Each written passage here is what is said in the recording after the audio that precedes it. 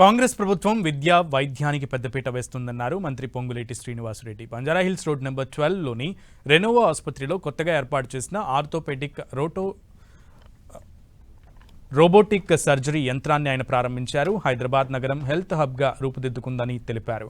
ఇతర దేశాల రోగులు సైతం ఆధునిక వైద్య చికిత్స నిమిత్తం నగరానికి వస్తున్నారని చెప్పారు. ఆ స్థాయిలో హైదరాబాద్లో వైద్యం అందుతుందని తెలియజేశారు. వ్యాపార దృక్పథంతోనే కాక సేవా దృక్పథంతో వైద్య సేవలు అందించాలని డాక్టర్లకు మంత్రి పొంగులేటి శ్రీనివాసరెడ్డి సూచించారు.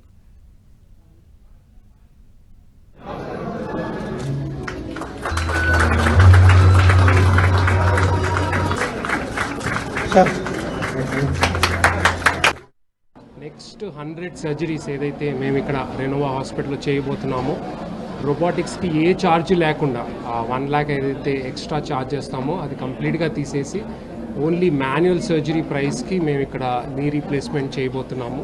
సో ప్రజలందరికీ ఇది ఒక ఇన్విటేషన్. మీరు ఎవరైతే మీకు ఎక్స్ట్రా ఖర్చు అని అనుకొని సర్జరీస్ చేయించుకున్న వాళ్ళు ఉంటారో వాళ్ళందరికీ ఇది ఒక మంచి ఆపర్చునిటీ.